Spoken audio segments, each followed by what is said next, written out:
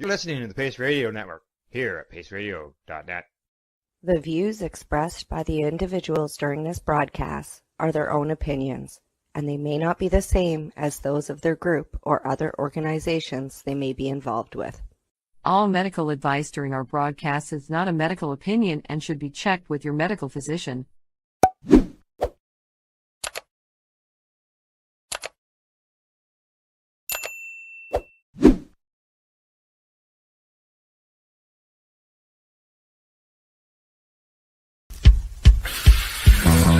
Oh yeah, baby, that's lovely.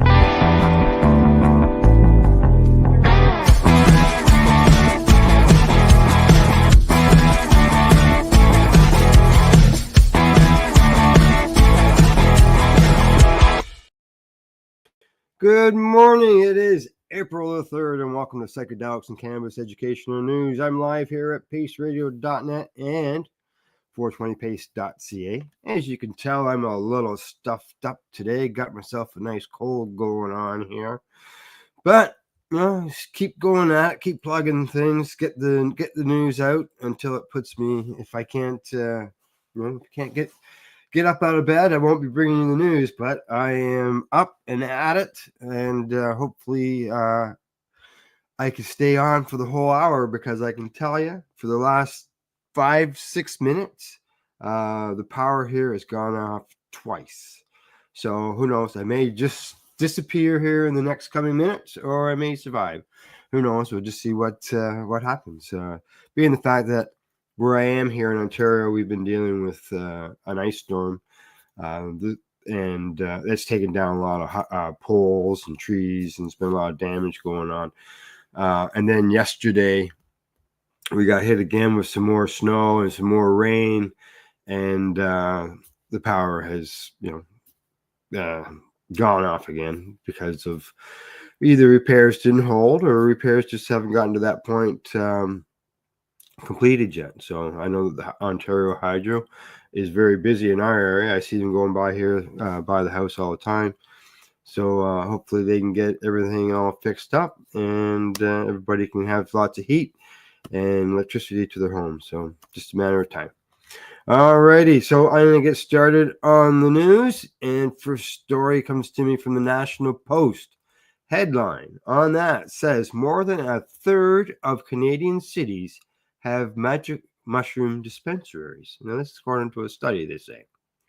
Now, most Canadian psilocybin dispensaries offer online sales while making unsubstantiated health claims and omitting important risks, according to a new study sounding the alarm about the psychedelic compound found in magic mushrooms. Now, the study, published Tuesday in the medical journal JAMA Network Open, identified 57 storefront dispensaries across Canada that were operating last May. 50 of those had websites and offered delivery. Sounds like cannabis. The cross-sectional study found that unlicensed psilocybin dispensaries are currently present in 36% of the cities in Canada. Most dispensaries are part of organized chains with access to online ordering and delivery and processed psilocybin infused edible products such as candies and chocolates. Dispensaries made a wide variety of health claims about the benefits of psilocybin use, and we report on a lot of health claims right here on the news, and which remain unsupported by current scientific evidence. Well, these are being studied. There is a need to continue monitoring the growth of the emerging unlicensed psilocybin market alongside related product use and outcomes. Don't forget, people purchasing these psilocybin products they're voting with their money. They're the people who, if they weren't wanted, people wouldn't be buying. If they weren't necessary, people are obviously, I know there's lots of people who find medicinal benefits with it, and they're going to look for it. So they say here that Canadian psilocybin dispensaries made a variety of unverified health claims and lacked warnings of potential harm, suggesting the need for greater regulatory measures to protect the public, according to the study. Now, one of the authors, Dr. Daniel Myron, he pointed out Tuesday that the 2023 Canadian Substance Use Survey found that an estimated 6% of Canadians had tried magic mushrooms in the past year, and that number jumped to 13% among young adults between the ages of 20 and 24. Now, it was, according to, here we got the name, Myron, who holds the Canadian Research Chief in Social Accountability at the University of Ottawa, says, I just found it really, really interesting that you can walk around Ottawa, and I can travel to Toronto regularly, and you'll see all sorts of dispensaries that are open. That's right. Yep. Now, while psilocybin is a controlled substance that can't be sold here legally, it's interesting to see that the retail market cropping up. He continues with, and he says that I do a lot of cannabis research, and it's very reminiscent of what was happening with non-medical gray market dispensaries in the lead up to legalization. Now, to handle on what products psilocybin dispensaries are selling and what health claims they are making, Myron had his students scour websites for the 50 storefronts identified last spring. He says that I had some very, very clever, hardworking students who did this as a summer project. Dispensaries made a wide range of health claims about psilocybin, he says, and he's quoted here saying many are about mental health. So it's talking about potential improvements in anxiety and depression and substance use disorders or symptoms. Then you move on to other areas like boosting creativity and improving focus. And to us, what was really relevant as we reviewed them is in most of these cases, the health claims are not accurate. Well, I can just tell you, buddy, we right here on Pace News, we are reading a lot of those reports that people are finding benefits. Now, some overstate evidence from drug trials, he says, or it's inaccurate in that almost all the trials have paired psychedelic use with the therapy. That's true. Yeah, there has been a lot of that. Studies that have shown improvements in treatment-resistant depression, for example, are conducted in a very controlled setting with talk therapy in a specific mood with ambience. There are things that have gone into setting that up, so it's therapeutic. And that's not what's being presented most of the time on the website. It's more of the notion that you can use this recreationally and will have a substantial mental health benefits. It's, is it same as with cannabis? All use is medical use? Could it be? He says there's very little data about what some of the health impacts or adverse events of psilocybin use might be. For example, is it safe to use during pregnancy? You have very few studies that are decades out of date. Yeah, that I couldn't tell you. I haven't seen any reports on pregnancies and the things in psilocybin. So, a few of the psilocybin dispensary websites commented on the risk of mania and psychosis or schizophrenia, which are actually the areas in which there's more evidence that there's a potential risk. There's a sufficient evidence that most trials are excluding people with a history of mania or psychosis because they're concerned about being precipitated or brought on by use of substances. Most Canadians who try psilocybin are getting their products from dispensary storefronts or online sellers. The concern would be that if this is the main source of information that people are getting, it may be an incomplete picture of both the potential health benefits that people expect to receive and possible adverse effects. Need more studies. I can hear that repeated on the cannabis end. It's going to happen here on the mushroom end as well. Ontario topped the study's list of provinces with the most psilocybin dispensaries. It had 38 storefronts, and 18 of them were in Toronto's metro area. British Columbia came second with 17 storefronts, mostly in Vancouver. Now, across the country, 815,000 individuals were within 1 kilometer of a dispensary. There's been a large increase in the number of stores since the study was conducted, Myron says. Researchers went into the project assuming most of the psilocybin dispensaries would be one-off, low-level stores. And they say that we actually found that there was quite a high degree of sophistication and centralization where it seems like many of these are being run by chains. Now, psilocybin is an illegal substance under the Controlled Substances Act in Canada. Nadine Radin, who speaks for the Toronto Police Services, said in an email.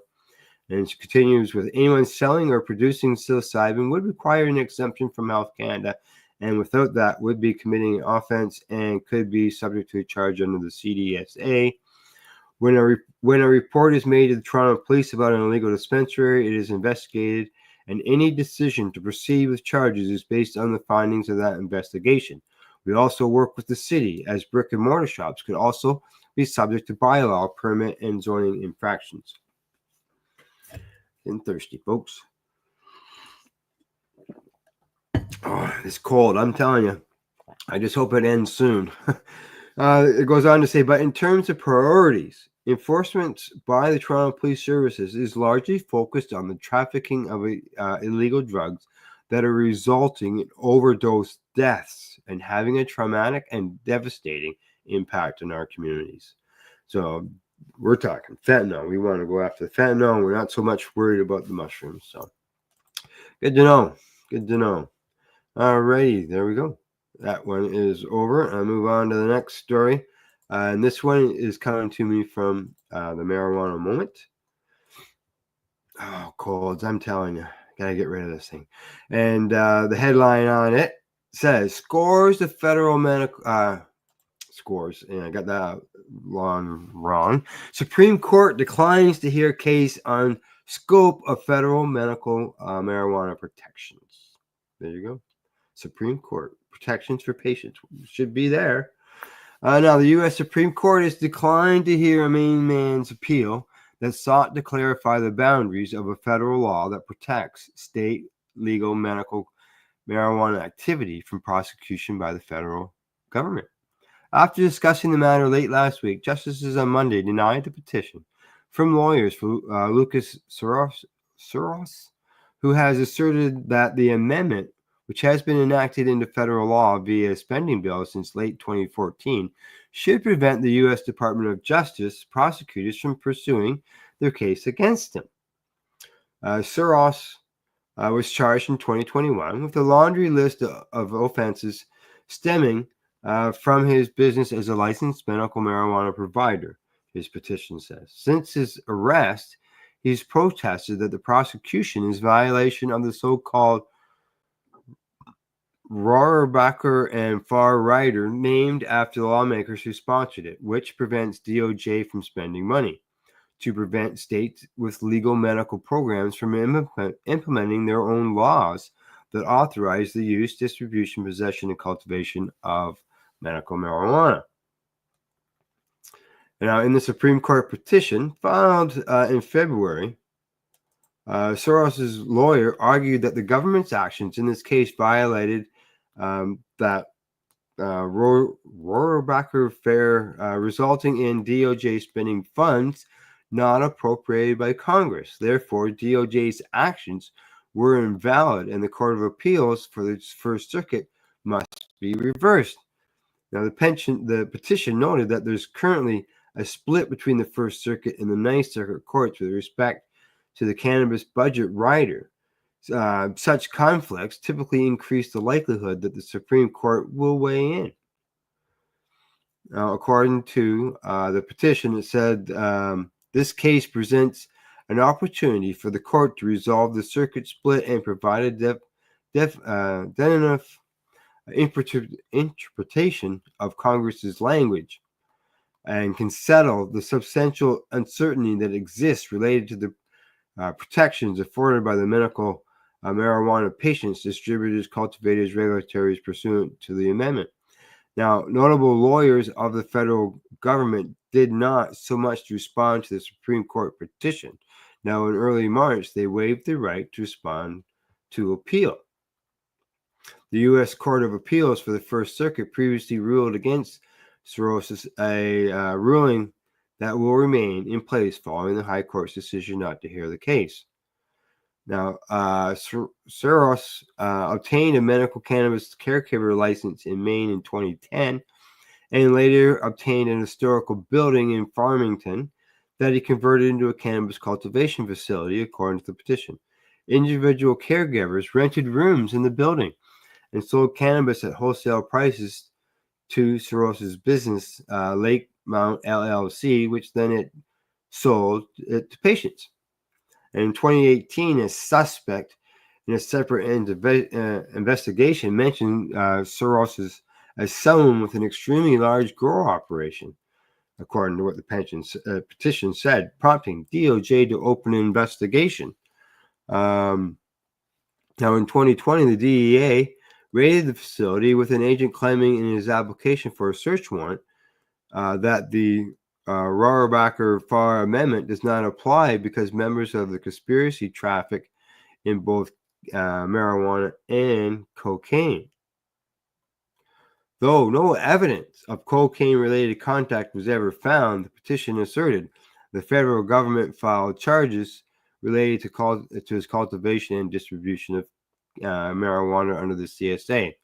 Now, despite Soros raising the Rohrabacher-Farr defense, the trial court ruled against him, concluding that a reasonable mind might agree that DOJ's investigation of him was warranted because of his apparent non-compliance with the 2011 state law prohibiting medical marijuana collectives.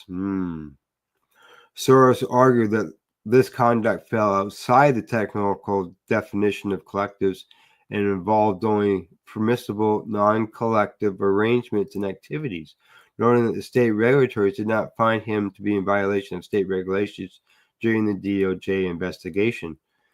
So if it's a building with separate rooms, those are being rented out to different people. But I would think with a collective, it's more of everybody's growing together, and then all that is shared amongst the people who do the work. Soros appealed the ruling to the First Circuit, which eventually sided with the government and affirmed the district court ruling. In its opinion, the First Court said that the party seeking an injunction pursuant to the Rohrabacher-Farr amendments bears the burden of demonstrating that the challenged DOJ action would prevent a state from giving practical effects to its medical marijuana laws. Further, it said evidence in the case tended to show that Soros was in fact operating as a collective in violation of Maine's own regulations. Soros had argued that the Supreme Court that the First Circuit ruling hinged on two critical errors. First, it required the defendant to essentially prove his or her innocence instead of making the government's prove that its investigation and prosecution had continued justification sufficient to expand appropriate funds. Additionally, the court failed to define the contours of what standard or provide appreciable guidance to criminal defendants as to how to demonstrate such substantial compliance, the petition says. Now, the lawyers for Soros called the outcome not tenable, writing in the brief, current and prospective participants in Maine's medical marijuana program deserve clarity as to what showing must be made to establish substantial compliance. So basically, you've been charged, but we're not going to tell you how to comply. By the sounds of it. Now, according to the petition, the questions presented to the Supreme Court were threefold. First, under what circumstances may the Department of Justice criminally investigate and prosecute an individual who is licensed or otherwise authorized to use, distribute, possess, or cultivate medical marijuana? Second, is it the responsibility of the government or the defendant to demonstrate noncompliance or compliance, respectively, with state medical marijuana laws and regulations? And third, what is the proper test to demonstrate either strict or substantial compliance? The case is Soros versus U.S. denial of the petition of writ of certiorari was first reported by Law 360. Now, in October, op-ed for medical marijuana attorney Chris Bailey, who previously served as the first general counsel for Massachusetts Cannabis Control Commission, said the First Circuit decision in the case underscores the challenges criminal defendants will confront in convincing federal district courts that they should issue an injunction against prosecutors. Criminal defendants must demonstrate substantial compliance with state medical marijuana laws and regulations, but possession of a license alone will likely be insufficient, she wrote at the time, adding that it's also unlikely that state regulators will testify or provide evidence supporting compliance, even if the agency issued renewed or reinstated a license or determined that the licensee passed inspection during the time of the alleged CSA violations. And this is going to go on for a bit there. Oh, actually, last paragraph. I'm looking over the thing on the side. Now, in December, meanwhile, First Circuit Panel Board heard oral arguments in a case that cuts to the heart of federal marijuana prohibition, with plaintiffs contending that the U.S. government in recent years has abandoned its attempts to rein in what it considers a federal illegal substance, citing evidence. The Rauerbacher fair budget writer. Yeah, there we go. She's done. So the Supreme Court refuses to hear that case. That's too bad, because it would have been, it's maybe the guy had a good argument there, but obviously the Supreme Court didn't think so, and they didn't even want to bother hearing it. So maybe see what happens down the road. That's all you can do, right? Now, talking about the government and what's going on there on the end, this next story that I've got coming up might be a little bit of beneficial to find out. And that is, here we go. MJ Biz Daily says, marijuana rescheduling not on agenda at this time, according to White House official. Oh, well, we know what that means. This Trump administration won't reclassify the status of marijuana under federal law anytime soon. That's according to an unidentified White House official who told CNN this week that no action is being considered at this time on rescheduling. The statement comes despite President Trump's having expressed his support for cannabis reform while on the campaign trail. Yeah, but that quieted it down really quickly. Now, the White House official's comment came as a pro-legalization political action committee, American Rights and Reform PAC, announced a $1 billion ad campaign. The PAC said it will pay to broadcast 30-second commercials in support of cannabis reform on cable and streaming services in markets where Trump, an avid television consumer, is apt to see them in Washington, D.C. or near his Mar-a-Lago home in Florida. The PAC, formerly called Legalize America, is bankrolled by major multi-state operators. According to campaign finance records, the PAC had roughly $390 million or $390,000 on hand at the end of 2024. And the most recent data available, this is the top donors were Chicago-based MSO Crico Labs, who donated $250,000, and New York headquartered Curaleaf Holdings, who gave $50,000. Many smaller donations came from the U.S. Cannabis Roundtable, formerly known as the U.S. Cannabis Council. Now, the direct involvement from Trump, no matter the impediments, is considered to be the best hope for federal marijuana reform, such as rescheduling. That process was put on hold in January by the U.S. DEA Chief Administrator Law Judge. Now, Trump's seeming embrace of cannabis rescheduling inspired optimism among cannabis multi-state operators, some of whom attended the January inauguration. However, the president's actions since then have poured cold water over that initial enthusiasm. His choice to lead the DEA, former Virginia law enforcement officer Terrence Cole, is also a longtime former DEA agent who has gone on record opposing cannabis reform. His choice to lead the Department of Health and Human Services, new Health Secretary Robert Kennedy Jr. has said he will defer to the DEA, while also promising to follow science in the terms of follow the science on the harms of cannabis. And the Trump administration's proposal to slash university research budgets would stymie those very efforts. So there you go. It's not looking good. Not looking good, unfortunately, for a lot of the people in the U.S. And that's it's not right. It's all there's over 70% of the people support it. There's all those states that have legalizations, all those states that have medical. They should. I'm sure lots of people agree with me that they have to do something down there, and the federal government. Someone's got to make a change. Someone's got to do it. All right, on to my last story before I go to break. Yeah, this is story number 4.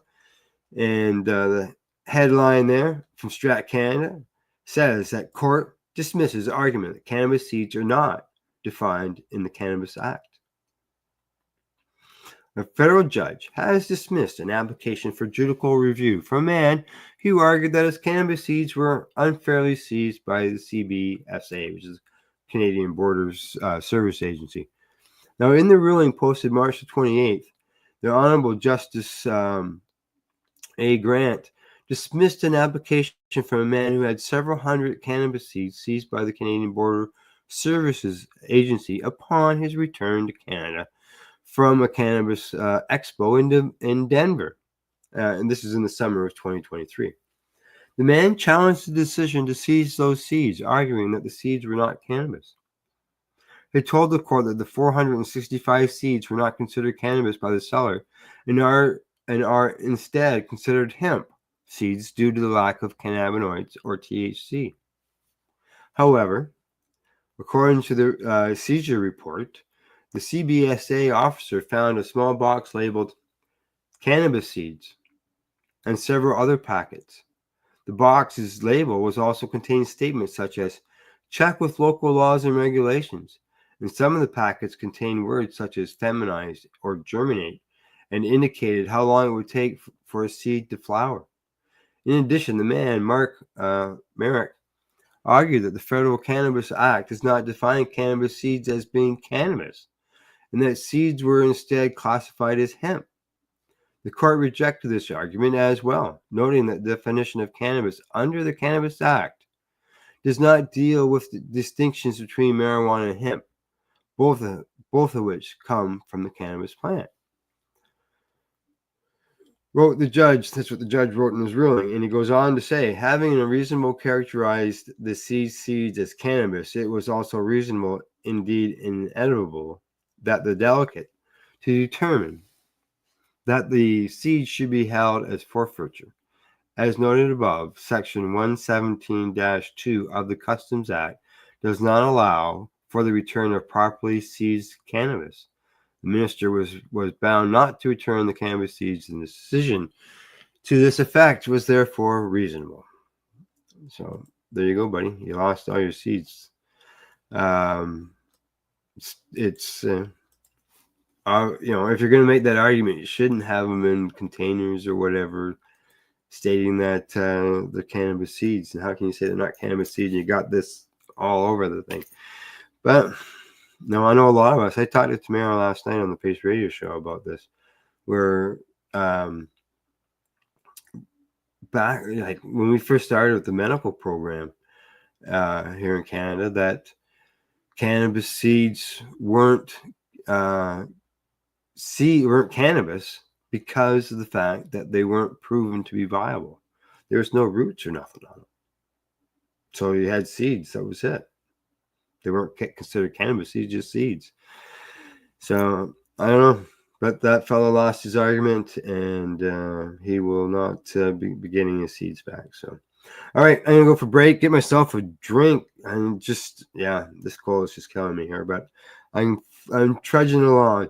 So I'll see you in about 3 minutes. You're watching the Pace News, Psychedelics and Cannabis News right here at paceradio.net. You're listening to the Pace Radio Network here at paceradio.net. Campbellford Lifestyle Shop, open Monday to Friday from 10 till 7 p.m. or by chance. Check out our flags, our t-shirts, plus our hats, and look of that supply of rolling papers, plus much more. We've got bongs and your favorite herbal vaporizers.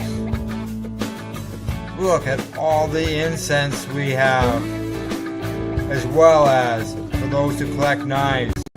Check out these knives in our collection. And while you're here, stop in to see Shay at the piercing room, where you can get poked by Shay. Daily deals, check them out. Campbellford Lifestyle Shop, 17 Bridge Street West, Campbellford, Ontario.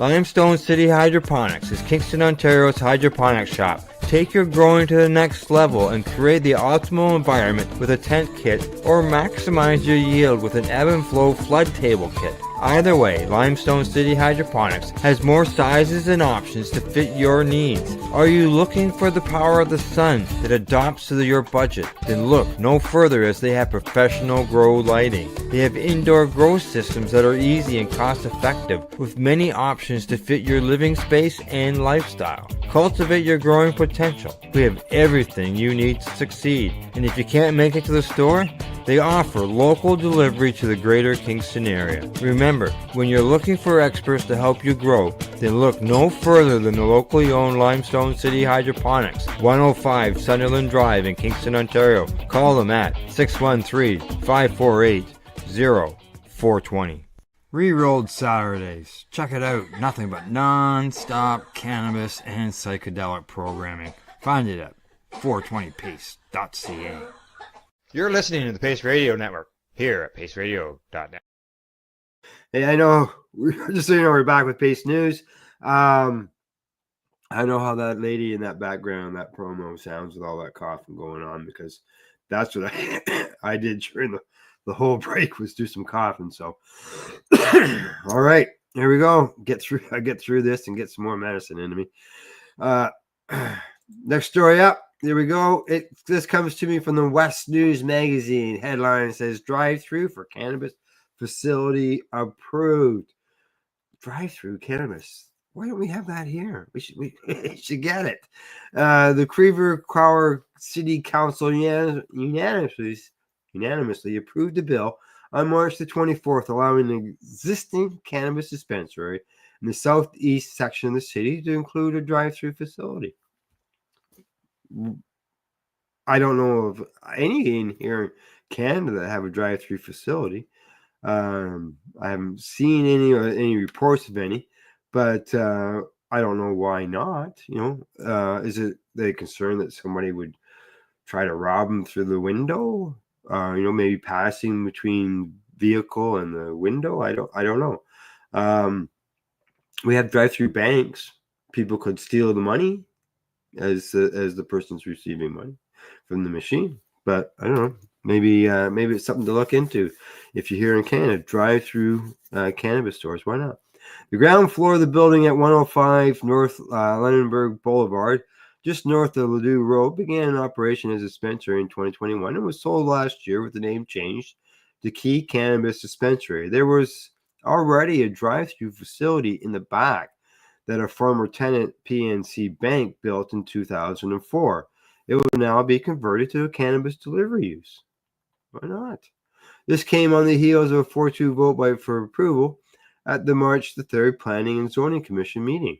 It will be a single drive-through lane configuration with the pickup window. Orders must be placed via website prior to arrival. It's open from 8 a.m. to 10 p.m. daily, the same hours as the site's walk-in, retail store. Makes sense. Director of Community Development, Jason Jaga, noted in addition to what was included in the original bill. He says, I want council to know that AT&T, also on the premises, has inquired with my office about the possibility of installing chains to block access to their parking lot. It's something that was a concern with council, and it was something that was discussed at the Planning and Zoning Commission. So we have given the guidance to be able to do that. These will just be little changes to say private area. And I know the code enforcement staff is also working on them for some repairs to that parking lot. So that must be a little different. So yeah, drive-through cannabis stores. Why not? Makes sense to me. You still, it's all, as they said, that's, you order it ahead of time. You still can ask for ID and all that type of stuff from a driver who comes up to the window.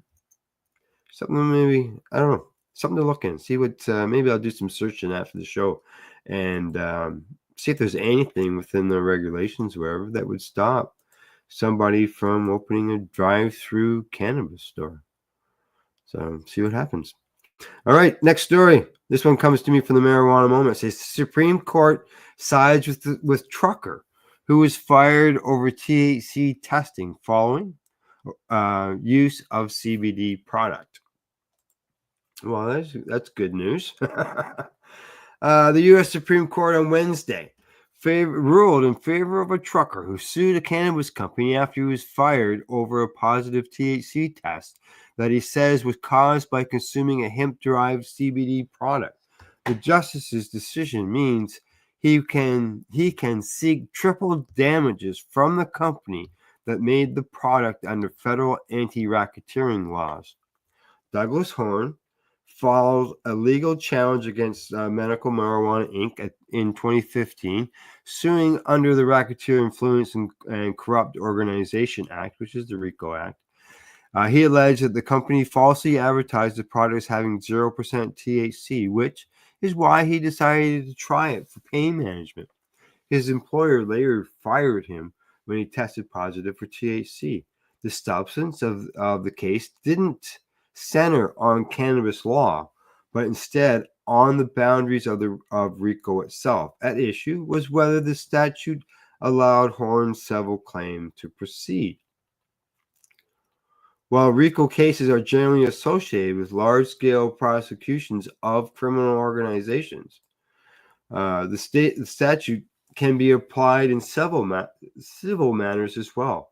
In this instance, Horn claims to have been injured in his business or property because his employment was terminated due to the positive THC test.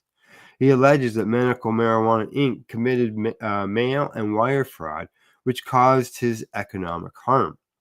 The question before the High Court was whether economic harms resulting for personal injuries or injuries to business or property by reason of the defendant's acts or purposes of civil RICO, according to the description from the court. Now, Justice Amy Barrett says that medical marijuana is left fighting the most natural interpretation of the text, that injured means harmed, with no plausible alternative in hand. This is a battle that cannot win. And that's what she wrote in her majority opinion in the case, which was decided on a 5-4 vote. Justices Sotomayor, Alan Keegan, Neil Gorsuch, and Ketanji Brown Jackson joined the majority opinion. The case has now been remanded back to the lower courts for further proceedings consistent with its opinion. Justice Brett Kavanaugh, in a dissenting opinion, joined by Justice John Roberts and Justice Samuel Alito, criticized the majority for punting on the question of whether lost wages and medical expenses constitute economic damages under RICO, a move that he said leaves substantial confusion in its wake. Justice Clarence Thomas authored in a separate dissenting opinion. Some justices during arguments held in October appeared skeptical that the Horn's firing was a personal injury issue at all. Jackson, for example, seemed to distinguish between ingesting the product itself, which she said did not cause harm to Horn, and the subsequent firing, which may be distinct from the personal injury. She says that there are personal injury claims that derive from the person being harmed by the ingestion of the product, right? She says they're bodily, physically harmed because they've taken this thing. I don't read this claim to be that kind of injury. He's not saying that the product itself injured him in any way. Lisa Blatt, the lawyer representing Medical Marijuana Inc. at the hearing, dismissed the distinction. She says, if I ate poppy seed bagels and failed a drug test, it's a personal injury. If I took medicine like doxycycline, which is an antibiotic, and I can't be out in the sun and I lose my job as a lifeguard, it's a personal injury claim. But why are you saying that? Jackson shot back, looking for some sort of grounding in legal precedent. And she says, I mean, you're just saying that.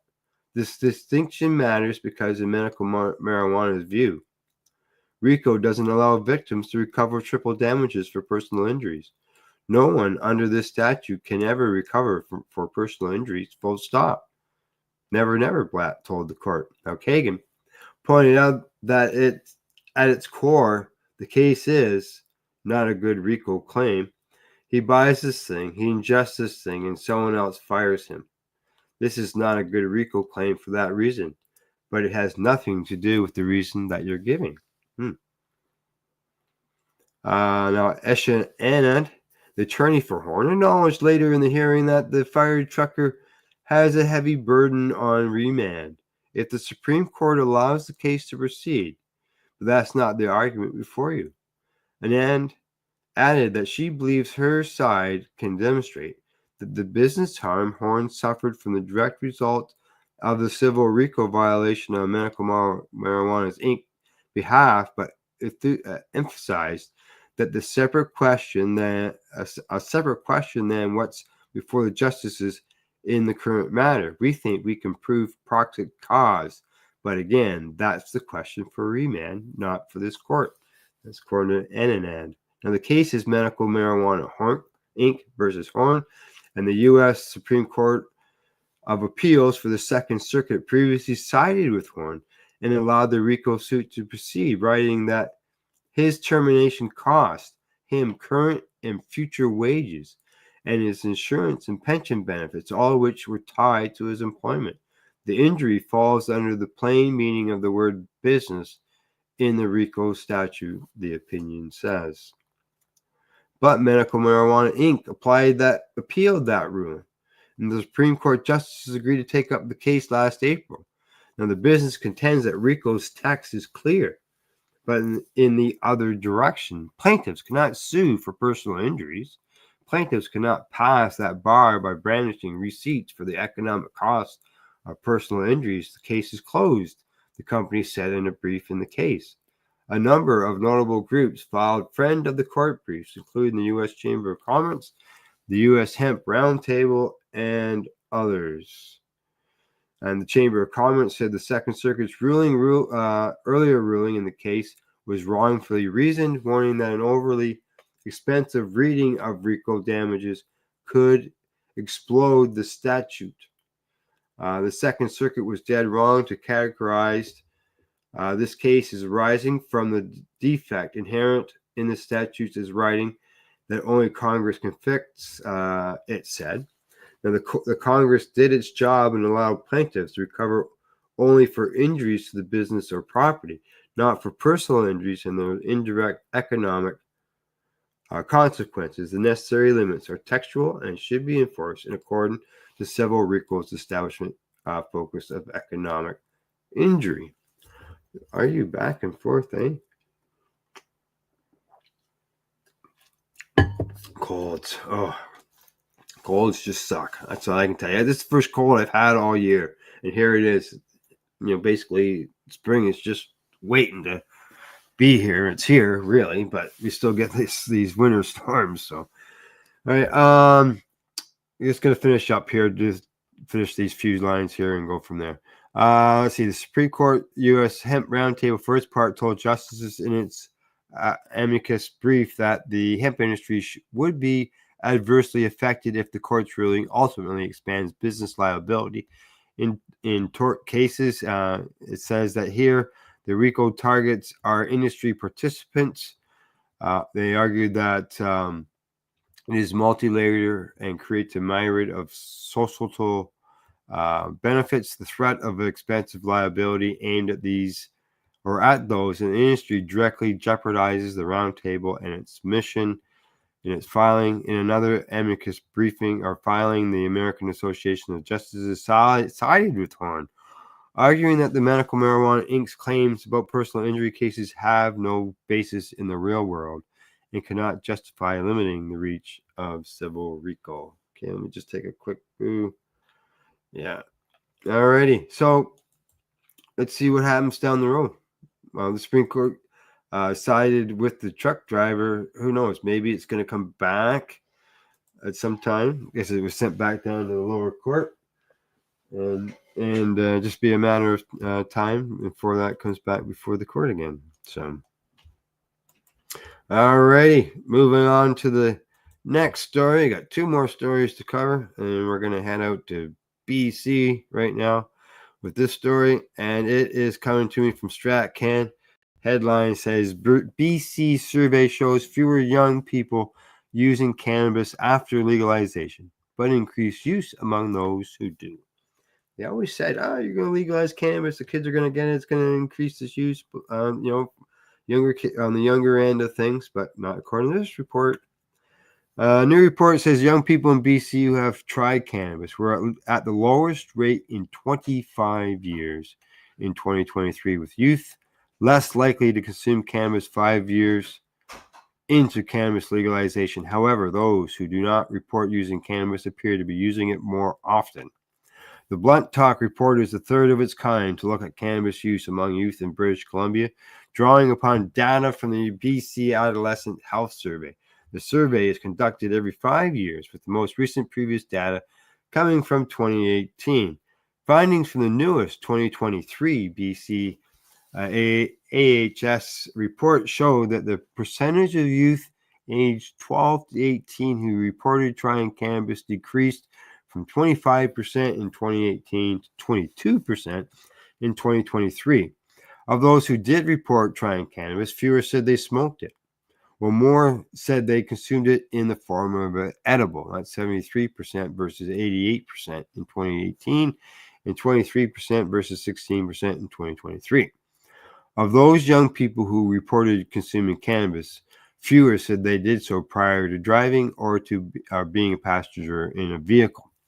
Cannabis use became more common as age increased. Just 3% of youth aged 12 or younger reported trying cannabis, compared to 22% of 55-year-olds and 42% of 18-year-olds. The most commonly reported age to begin using cannabis was 14. I was 13. So yeah, I from what I've seen in the past, that's about a normal age, somewhere in that early teens. Despite these decreases, though, young people who did report using cannabis were more likely to use it regularly, and were more likely to say they needed help addressing their cannabis use compared to 2018.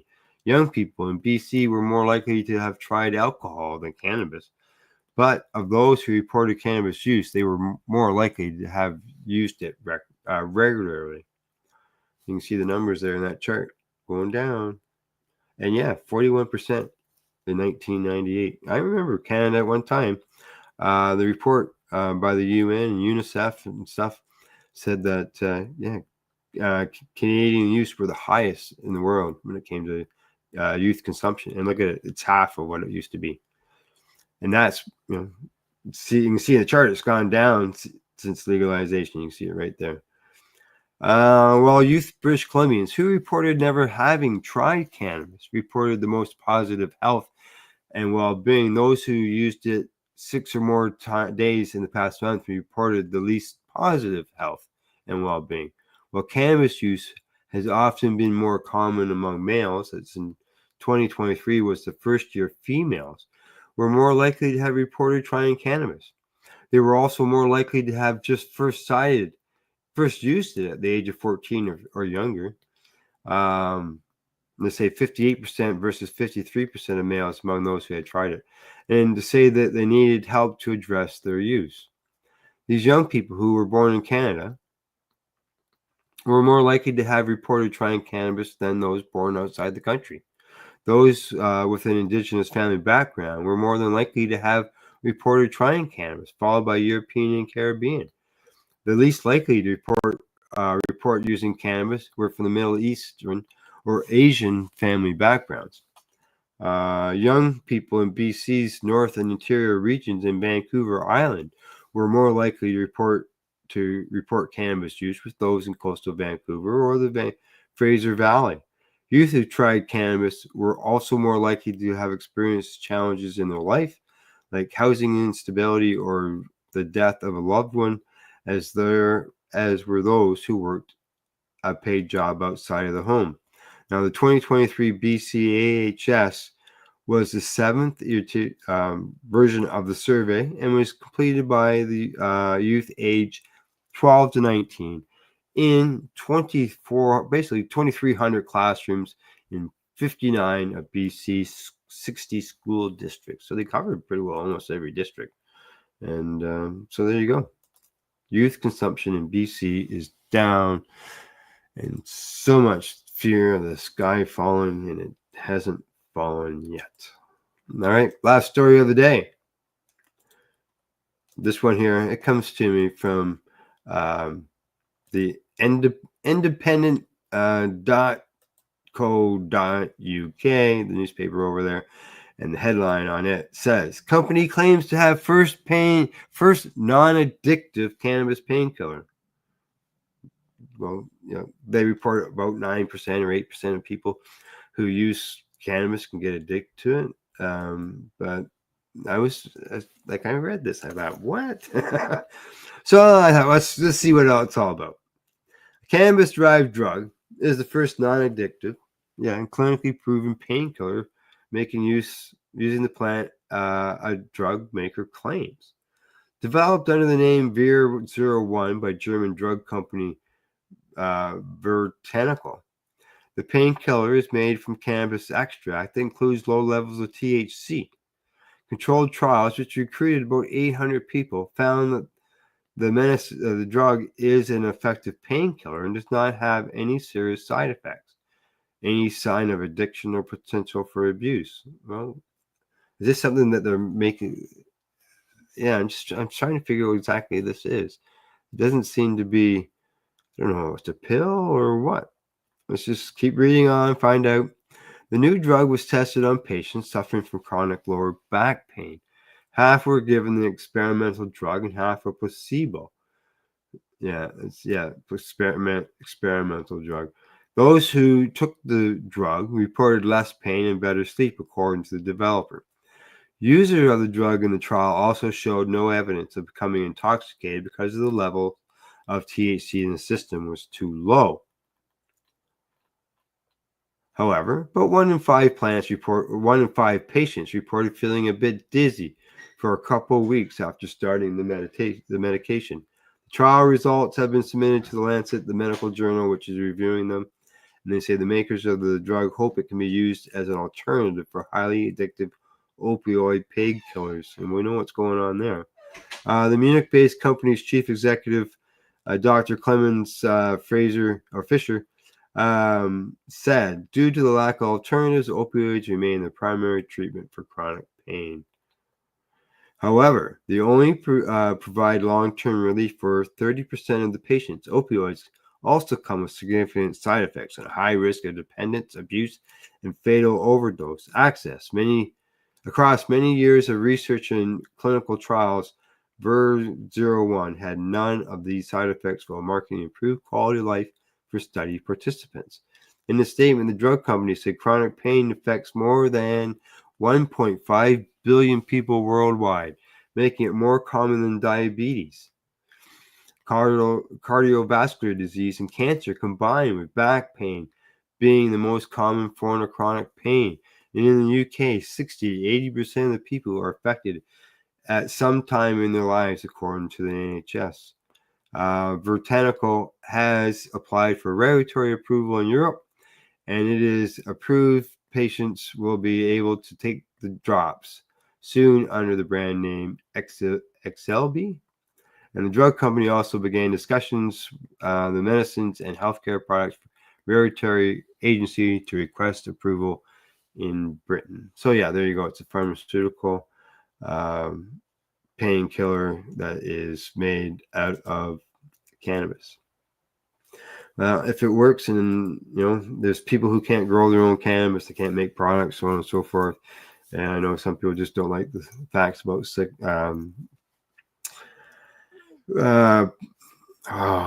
I know I lost the word, but prescription-based medicines when it comes to cannabis.